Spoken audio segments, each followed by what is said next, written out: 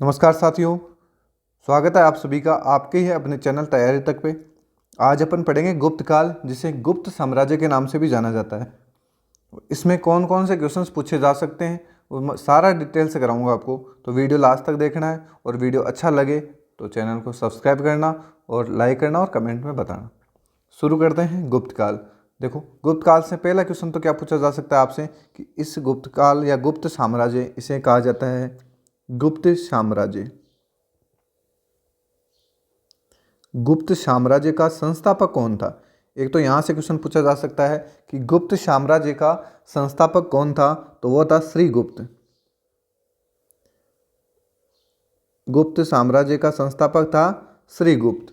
और ये श्रीगुप्त 240 से 280 तक 240 से लेकर 280 तक गुप्त साम्राज्य का शासक रहता है।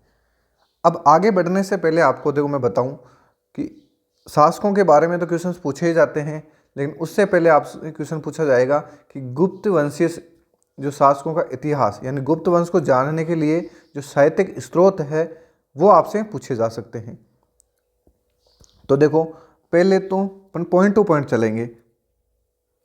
तो एक तो है अपने साहित्यिक स्रोत जिसमें गुप्त वंश की जानकारी मिलती है।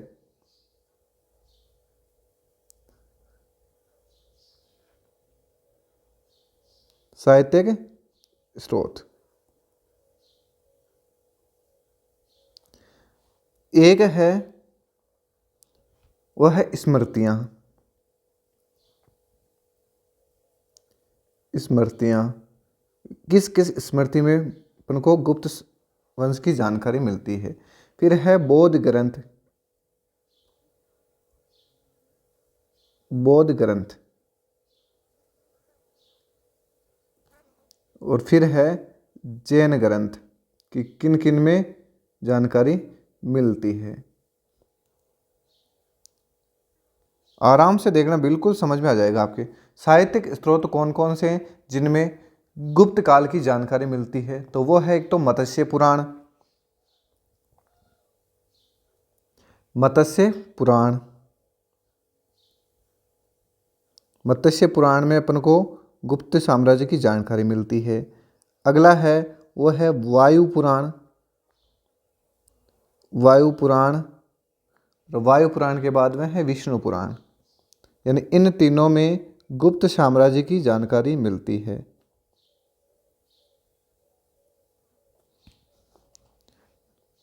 फिर बात करें स्मृतियाँ, तो स्मृतियों में ध्यान रखना, एक तो नारद स्मृति, बृहस्पति स्मृति व पाराशर स्मृति में गुप्तकालीन सामाजिक व आर्थिक जानकारी मिलती है। तो देखो यहाँ आप लिख लेना, नारद,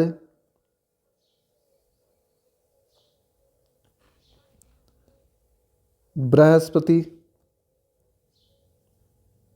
और पराशर स्मृति या पाराशर स्मृति, इनमें अपन को गुप्त साम्राज्य की जानकारी मिलती है। अब बात करें बौद्ध ग्रंथ, तो बौद्ध ग्रंथ में देखो एक तो है मूल कल्प।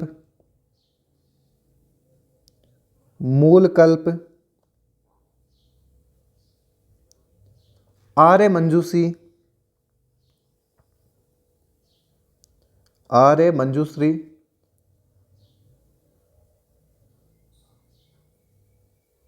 आर्य मंजूश्री और है वंशबंधु। वंशुबंधु। ये तीन बौद्ध ग्रंथ है जिनमें गुप्त साम्राज्य की जानकारी मिलती है। चलते हैं जैन ग्रंथ, तो जैन ग्रंथ में ध्यान रखना, एक तो है हरिवंश पुराण। एक तो है हरिवंश पुराण। एक है कुवलयमाला। ये क्वेश्चन पूछा गया कुवलयमाला तो काफी बार, कुवलयमाला। इन सब में क्या मिलती है? गुप्त काल की जानकारी। गुप्त काल की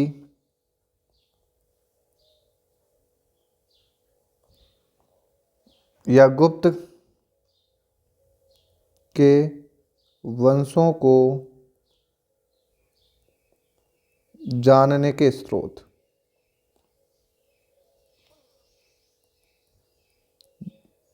गुप्त वंश के शासकों को जानने के स्रोत है ये सारे के सारे। तो अब आगे चलते हैं अपन शासकों का क्रम, शासकों के क्रम में आप ध्यान रखना, आपको किस तरीके से ध्यान रखने हैं।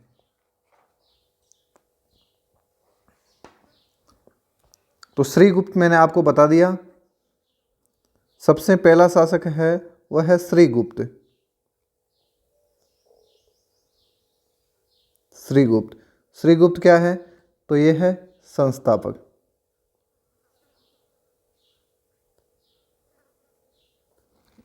इसके बाद में श्रीगुप्त के बाद में कौन बनता है शासक, वह है घटोत्कच।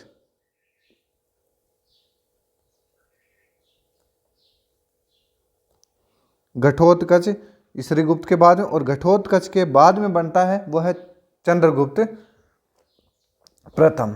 चंद्रगुप्त प्रथम जहां से आपको पढ़ना है।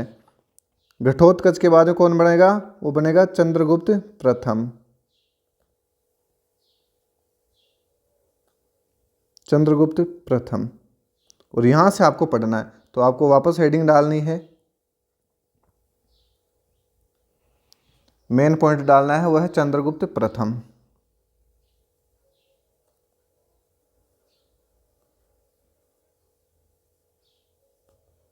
चंद्रगुप्त प्रथम, और ये कब से कब तक रहेगा, तो 320 से 335 तक,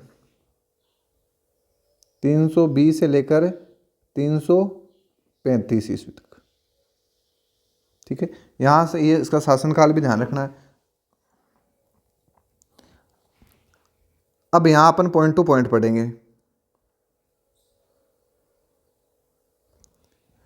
गुप्त वंश का संस्थापक कौन था, तो गुप्त वंश का संस्थापक था वो था श्रीगुप्त, और वास्तविक संस्थापक पूछे तो ये हो जाएगा चंद्रगुप्त प्रथम। तो इसमें देखेंगे अपन, तो पहला पॉइंट तो ये है वास्तविक संस्थापक। गुप्त साम्राज्य का वास्तविक संस्थापक किसे माना जाता है, वो माना जाता है चंद्रगुप्त मौर्य। संस्थापक तो है वह है श्रीगुप्त, और वास्तविक संस्थापक कौन है, तो वह है चंद्रगुप्त प्रथम। दूसरा है कि यह है प्रथम महत्वपूर्ण शासक था। प्रथम महत्वपूर्ण शासक किसका, गुप्त काल का। यह है प्रथम महत्वपूर्ण शासक, प्रथम महत्वपूर्ण शासक था, और जिसने ये पॉइंट बहुत ही महत्वपूर्ण है, जिसने महाराज धीराज की उपाधि धारण की। जिसने महाराज धीराज की उपाधि धारण की। क्वेश्चन ध्यान रखना कि महाराज धीराज की उपाधि धारण करने वाला पहला गुप्त शासक कौन था, तो वो था चंद्रगुप्त प्रथम।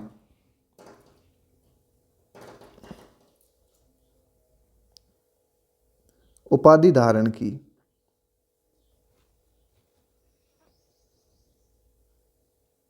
फिर चलते हैं अगला, इसने गुप्त संवत चलाया। इसने गुप्त संवत चलाया। गुप्त संवत चलाने वाला गुप्त वंशीय शासक कौन था, तो वह था चंद्रगुप्त प्रथम। फिर बात करते हैं, तो देखो इसका विवाह हुआ था, वो हुआ था लिच्छवी वंश की राजकुमारी कुमार देवी से, और इसने स्वर्ण मुद्रा जारी करी थी। ये पॉइंट ध्यान रखना, इसका विवाह है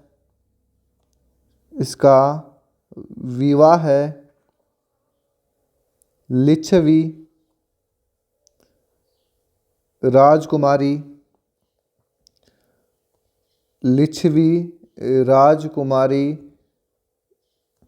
कुमार देवी के साथ विवाह हुआ था। ये बहुत ही महत्वपूर्ण पॉइंट है, यहाँ पे मोस्ट कर लेना इसको। कुमार देवी के साथ। वैसे मैं पूरा जो मेरा अनुभव है उसी हिसाब से, देखो मैंने चंद्रगुप्त मौर्य में महज ही आपको 4 ही पॉइंट लिखाए हैं यहाँ पे, तो आप ध्यान रखना।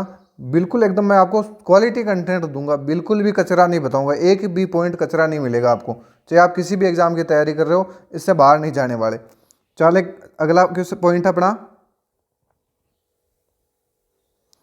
अगले शासक की ओर चलते हैं, वो है समुद्रगुप्त। अगला शासक है वो है समुद्रगुप्त।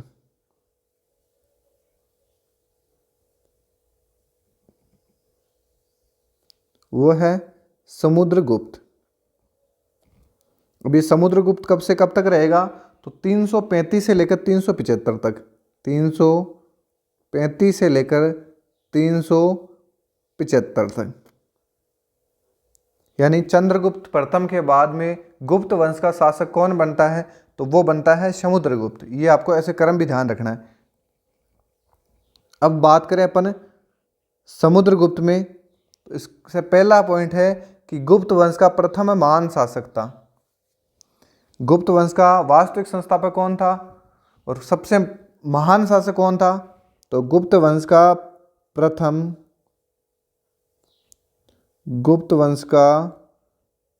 महान शासक,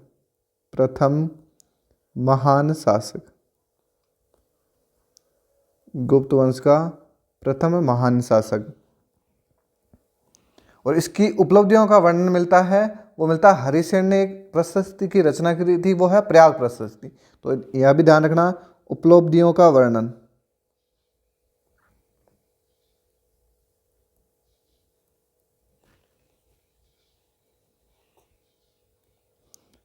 उपलब्धियों का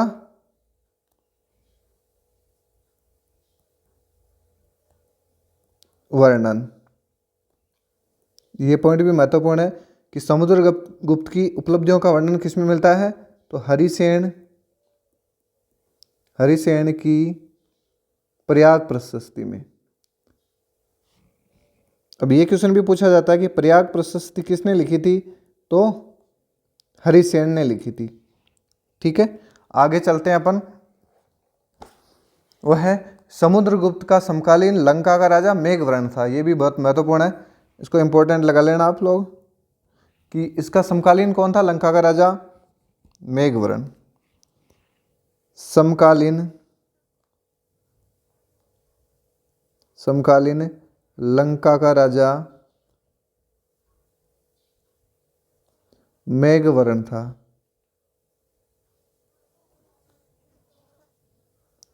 इसका समकालीन लंका का राजा मेघवर्ण था और इसे भारत का नेपोलियन कहा जाता है। समुद्रगुप्त को भारत का नेपोलियन कहा जाता है। भारत का नेपोलियन किसे कहा जाता है? वो कहा जाता है समुद्रगुप्त को। भारत का नेपोलियन कहा जाता है। दो तीन पॉइंट आप ध्यान रखना, जैसे समुद्रगुप्त ने अश्वमेध यज्ञ कराया था और कुछ मुद्रा में इसे वीणा बजाते हुए दिखाया हुआ है, तो ये भी ध्यान रखना। और समुद्रगुप्त स्वयं एक विद्वान था। इसने प्रयाग प्रशस्ति में इसे कविराज कहा गया कि कविराज, किस गुप्त शासक को कविराज कहा गया है? तो वो कहा गया समुद्रगुप्त को। तो इसमें लिख लेना, प्रयाग प्रशस्ति में इसे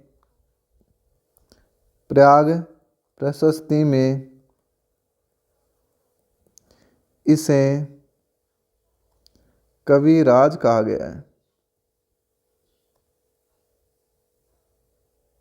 कविराज कहा गया है।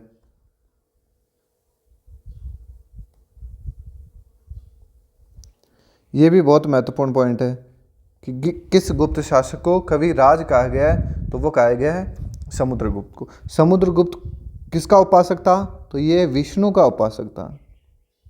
विष्णु का उपासक समुद्रगुप्त है, ये विष्णु का उपासक था और इसने परम भागवत की उपाधि धारण की। और परम भागवत की उपाधि धारण करने वाला पहला गुप्त शासक था। बहुत ही अच्छा पॉइंट है। इसने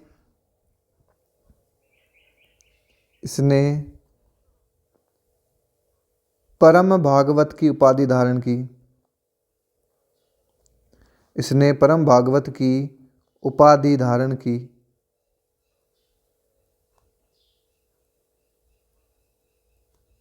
परम भागवत की उपाधि धारण की और उपाधि धारण करने वाला, यानी यह उपाधि धारण करने वाला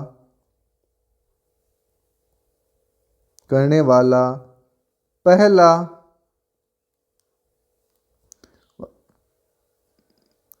प्रथम गुप्त शासक था।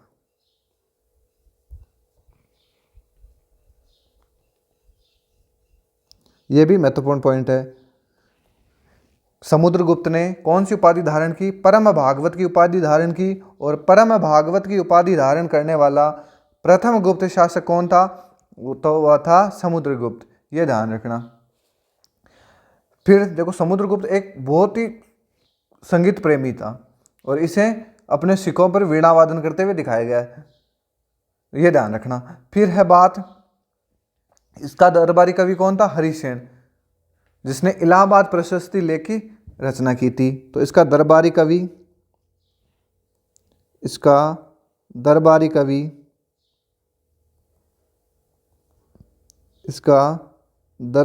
था, वो था हरिसेन।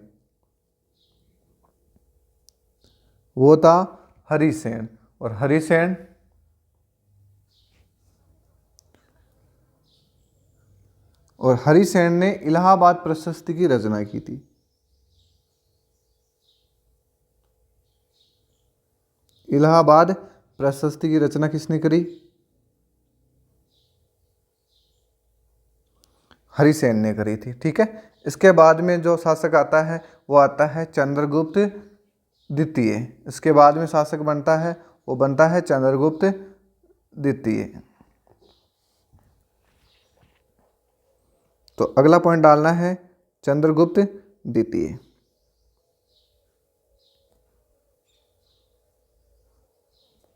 चंद्रगुप्त सेकंड, और इसे कहा जाता है विक्रमादित्य भी। इसका दूसरा नाम है वो है विक्रमादित्य। ठीक है। और इसने शासन किया था वो 375 से लेकर 412 ईस्वी तक। 375 से लेकर 412 ईस्वी तक। अब अपन पढ़ेंगे चंद्रगुप्त द्वितीय के बारे में।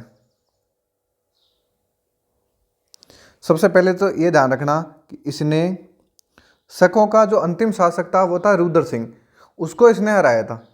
रुद्र सिंह तृतीय को हराया था इसने। तो ये भी ध्यान रखना कि इसने चंद्रगुप्त द्वितीय ने, पहला ही पॉइंट लिखना है कि अंतिम, मैं यहाँ शॉर्ट में लिखूंगा, आप तो देखो अपने नोट्स तरीके से बनाना है। अंतिम शक शासक रुद्र सिंह तृतीय को हराया, रुद्र सिंह थर्ड को हराया। ठीक है। अंतिम शासक कौन था? वो था रुद्र सिंह थर्ड, ये ध्यान रखना। और शक विजय के उपलक्ष्य में इसने विक्रमादित्य की उपाधि धारण की। तो ये ध्यान रखना, आपसे ये से क्वेश्चन पूछ ले कि चंद्रगुप्त द्वितीय ने विक्रमादित्य की उपाधि धारण कब की? शक विजय के उपलक्ष्य में। ये भी ध्यान रखना, शक विजय के उपलक्ष्य में। शक विजय के उपलक्ष्य में विक्रमादित्य की उपाधि धारण, विक्रमादित्य की उपाधि धारण की।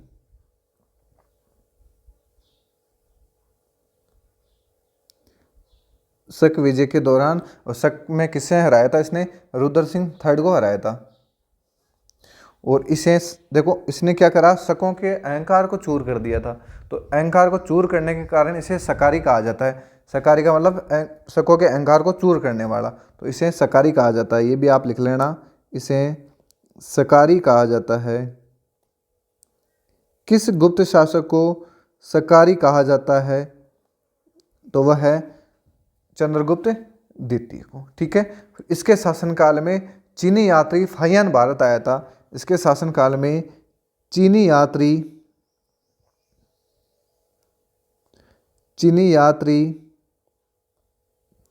उसका नाम था फाहियान।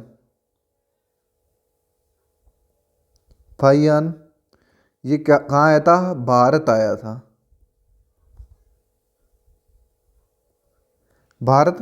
था। और ये भारत में कब से कब तक रहा? तो ये क्वेश्चन भी पूछा जाता है कि ये भारत में कब से कब तक रहा। तो ये जो फाहियान है ये चंद्रगुप्त द्वितीय के शासनकाल में आया और 399 से लेकर 412 तक ये भारत में रहा। तो 399 से लेकर 412 तक ये भारत में रहा। ये भी पूछा जा सकता है, ये तो पूछा गया कितने वर्षों तक रहा। सॉरी 315 तक, 12 नहीं 415 तक।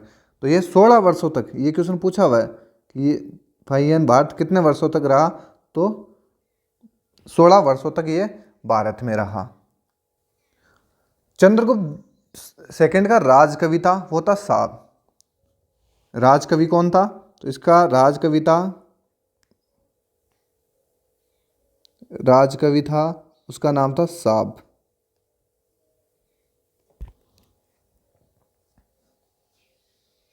और इसके समय विद्या के दो प्रमुख केंद्र थे, वो थे पाटलिपुत्र व उज्जैनी। विद्या के प्रमुख केंद्र, इसके समय विद्या के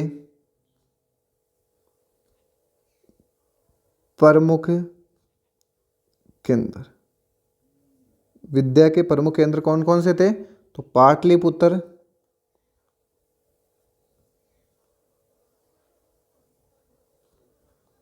व उज्जैनी।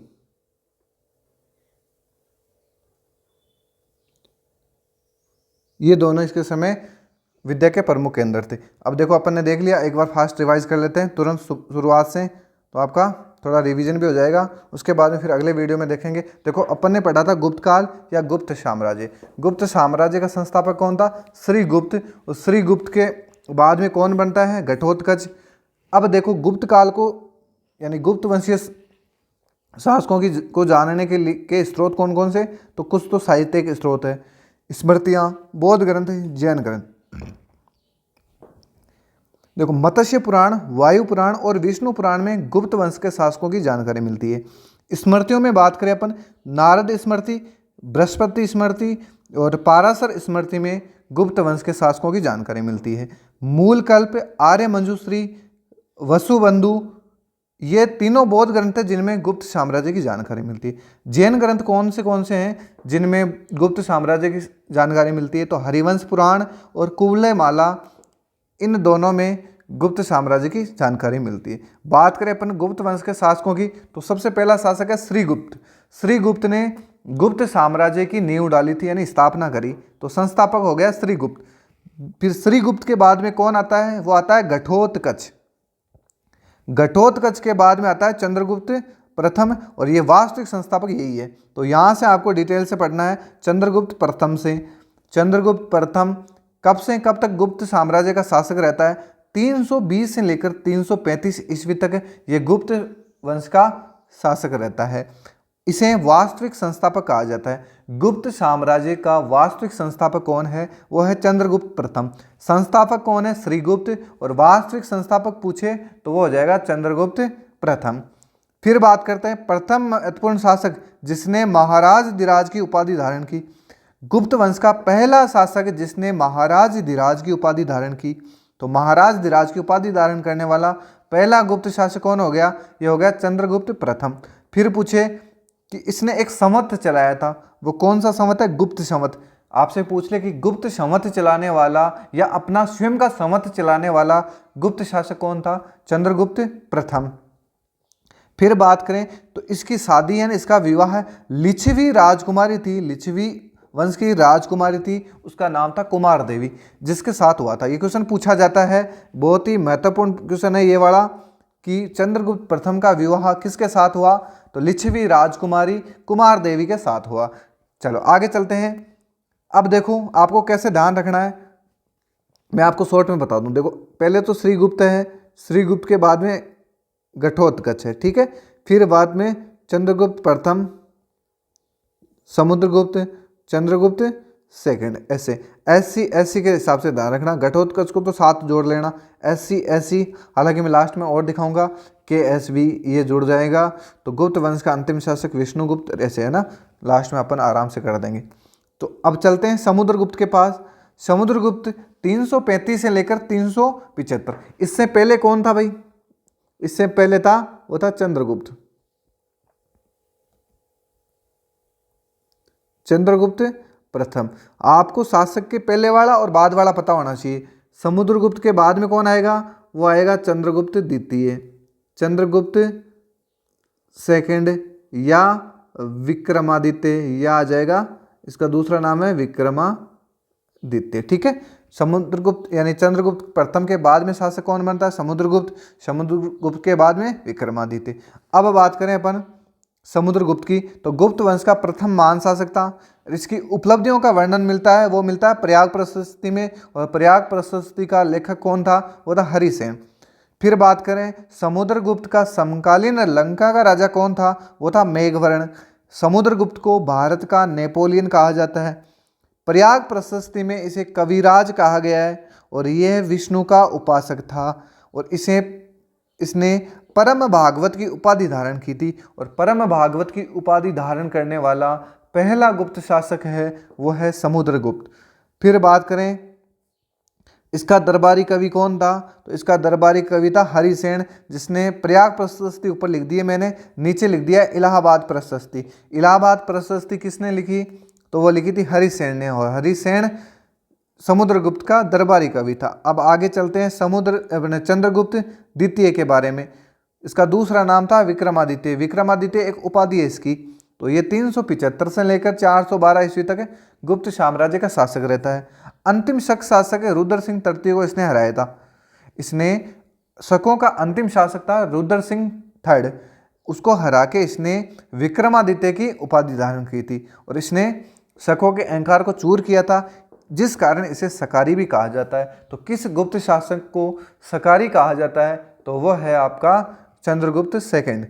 इसके शासनकाल में चीनी यात्री यानी चीन का एक यात्री था फैयान, जो भारत आया था, और वो कब आया? 399 ईस्वी को आया, और 415 तक वो भारत रहता है, 16 साल तक। ये भी ध्यान रखना कि चीनी यात्री फैयान भारत कितने समय तक रुकता है? तो वो रुकता है 16 वर्षों तक। बात करें चंद्रगुप्त सेकंड के राजकवि की, तो इसका राजकवि था साब, और इसके समय विद्या के प्रमुख केंद्र हुआ करते थे पाटलिपुत्र व उज्जैनी।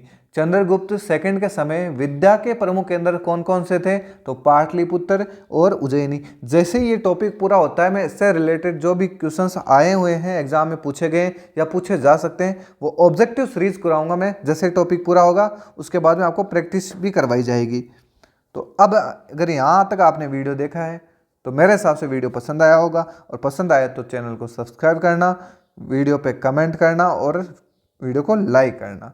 मिलते हैं अगले वीडियो में। अगले वीडियो में मैं आपको बताऊंगा कि चंद्रगुप्त द्वितीय ने की शादी किसके साथ हुई थी, फिर उनसे जो उत्पन्न पुत्री का विवाह किसके साथ हुआ था। बहुत ही शानदार पॉइंट है, तो ये अपन अगले वीडियो में देखेंगे। उसके बाद फिर कुमारगुप्त को पढ़ेंगे, फिर स्कंदगुप्त को पढ़ेंगे। ऐसे करते करते अगले वीडियो में अपना गुप्त वंश पूरा हो जाएगा। ठीक है।